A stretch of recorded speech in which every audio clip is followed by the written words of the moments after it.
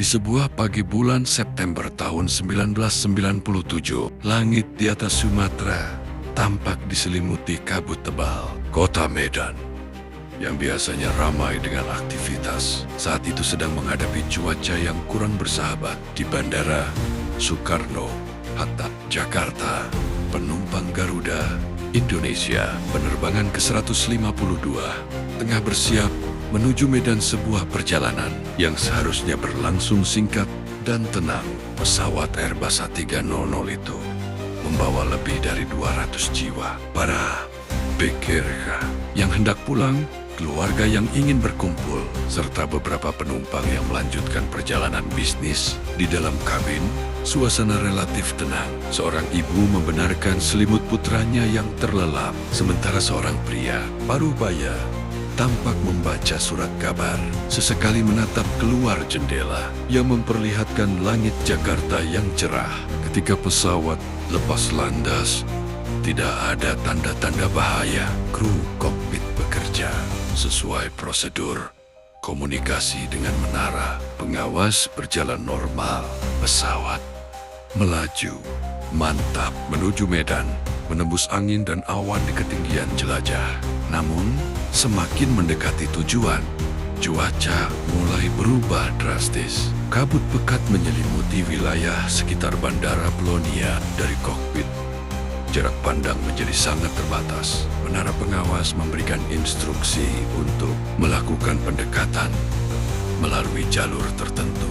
Namun situasi di lapangan yang kacau oleh asap kebakaran hutan membuat jarak pandang jauh lebih rendah dari biasanya. Di dalam pesawat, ketegangan belum terasa. Para penumpang masih duduk tenang, sesekali memeriksa sabuk pengaman mereka. Pilot dan kopilot yang berpengalaman berusaha mengikuti instruksi ATC sambil tetap menjaga keselamatan. Tetapi di udara, setiap detik menjadi sangat berharga. Komunikasi yang tersampaikan secara kurang jelas, kondisi kabut ekstrem, serta tekanan untuk segera mendarat membuat suasana kokpit semakin menegangkan. Pesawat diarahkan untuk berbelok mengikuti jalur pendekatan. Namun kondisi visual yang semakin memburuk membuat orientasi semakin sulit. Sekitar beberapa menit sebelum jadwal pendaratan, pilot berusaha memastikan posisi pesawat. Mereka terus berbicara dengan ATC, mencoba mengklarifikasi instruksi. Namun, dalam hitungan saat, kesalahan interpretasi jalur pendekatan terjadi. Pesawat tidak berada pada jalur yang seharusnya. Di kabin, kebanyakan penumpang mungkin belum menyadari apa yang sedang terjadi. Hanya sedikit yang merasakan pesawat menukik lebih rendah dari biasanya.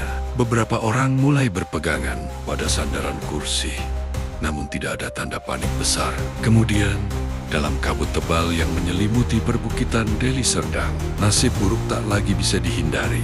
Pesawat kehilangan ketinggian di jalur yang salah dan dalam sekejap, jalur penerbangan itu berubah menjadi tragedi. Suara keras menggema di tengah pepohonan, menggetarkan tanah dan udara sekitar. Berita kecelakaan menyebar cepat. Masyarakat sekitar, aparat keamanan, serta tim SAR bergegas menuju lokasi yang ditemukan di tengah hutan yang gelap oleh asap. Harapan untuk menemukan korban selamat sangat tipis. Suasana di lokasi dipenuhi kesedihan, ketegangan, dan upaya keras untuk mengidentifikasi para korban.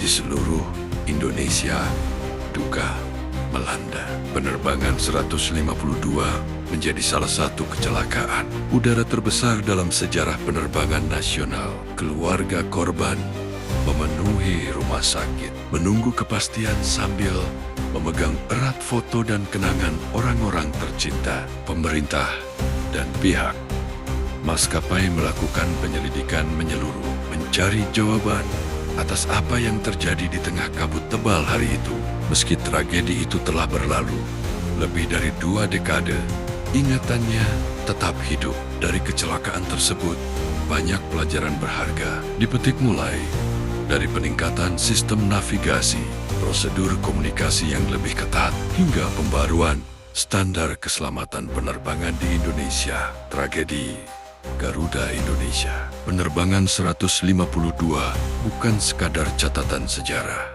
Ia adalah pengingat bahwa keselamatan penerbangan dibangun oleh ribuan detail kecil yang harus sempurna, dan bahwa setiap nyawa yang hilang meninggalkan jejak mendalam bagi keluarga, bangsa, dan dunia penerbangan. Hingga kini, doa dan penghormatan selalu dipanjatkan untuk mereka yang tidak pernah sampai di tujuan pada hari kelabu itu.